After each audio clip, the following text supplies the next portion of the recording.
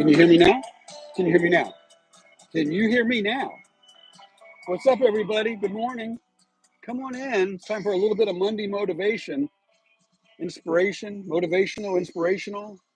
I think I got something for you here. Come on in. Come on in. Good morning, everybody. Look, I can't read your comments right now, so I will catch them on the rewind because right now I'm just going live from my car here at the Norfolk International Airport. Yes, yes, yes. There was a cheerleading competition over the weekend here in Virginia Beach, Virginia, and I was fortunate to have a young lady and her mother here in the back seat of my Forester as I brought them here to the airport, and I asked how they did. I said, well, how was your competition? And the young lady said, good. And the mother said, great.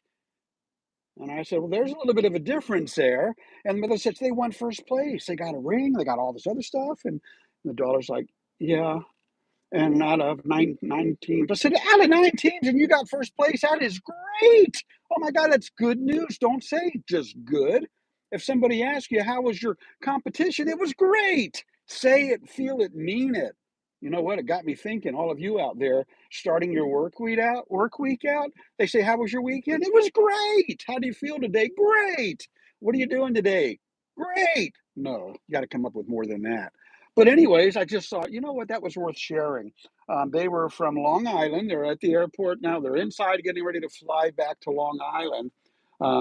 But I was just touched by that. Then they saw the woman, the lady, the mom, right, saw a little Jesus on my dashboard right there, right?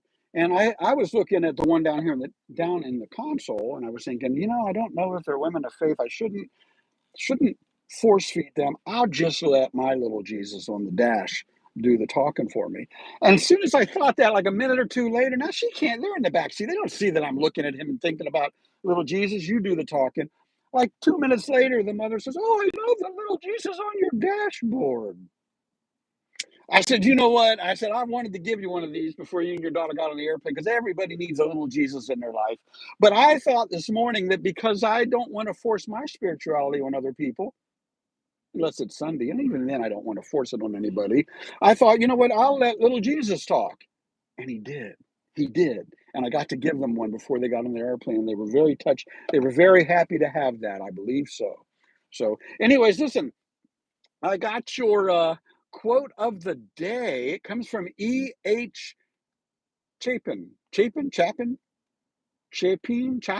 E.H. Chapin said, really, goodness consists not in the outward things we do, but in the inward things we are, right? It's not about the things we do. That's not what makes us good. It's about the reasons inside. I'll give you a good example. Case in point, I was just in the men's comfort station, right? And there's trash all over the place. No, I did not clean the comfort station. That would be above and beyond, but they pay somebody to come do that. Where I'm going with this was I had a ball of tissue, paper towels wet in my hand, and the trash can looked like it was overflowing, and there was trash everywhere. And the impulse, the sad, fleshy impulse, was throw the paper on the ground like everybody else. They need a bigger trash can. But then I thought about integrity. And integrity is doing the right thing when no one's watching. Yeah. You know what I did with that ball of paper, that trash? I carried it out of the bathroom to another trash can and I put it in, right?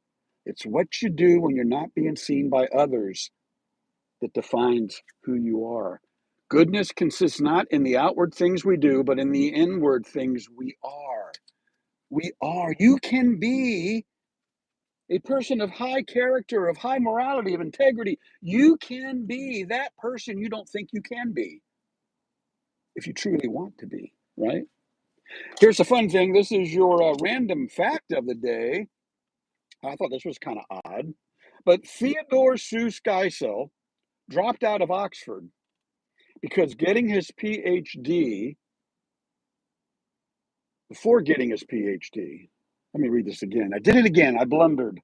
Theodore Seuss Geisel dropped out of Oxford before getting his PhD and called himself Dr. Seuss as a nod to his father.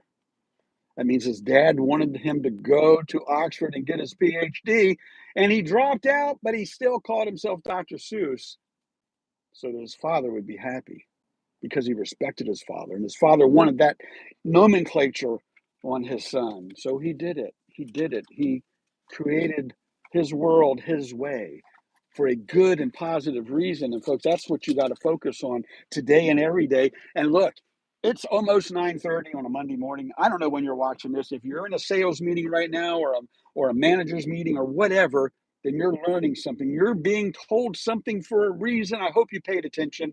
They'll know if you did or not. Like me, I won't know, but they will know. So pay attention wherever you're at right now. You're on that full-time hustle and grind for a reason. You're looking at the light at the end of the rainbow. It's there. It's there. I'm here. Other people are making it into their 60s, 70s, 80s, 90s. I don't want to be 100. Well, yeah, I do. That'd be kind of cool. It would.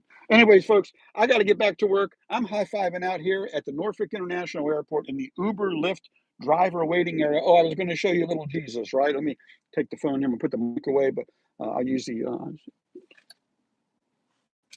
Okay, you can hear me now, right? Right. All right. I'll just put it down here in my lap. There we go. And there's the little Jesus. There's little Jesus that rides with me everywhere, right? And it's fun to give little Jesuses out. Look, I got a couple more down there. Can never have too much Jesus in your life, right? High fiving out. Hey, best wishes to Riggs. Riggs, you're in my thoughts and prayers, my friend. Hope you're doing well wherever you're at. I know he's missing in action right now for a good cause, a good reason. And everybody else out there, come on, make somebody else smile. It doesn't hurt. Oh, did you see my car's name? It's Norman. That's my car's name, Norman. That's his nickname, Norm for short. Anyways, high fiving out. I am SubaruSteve Montgomery. Where the heck is the high five button? Oh, there it is.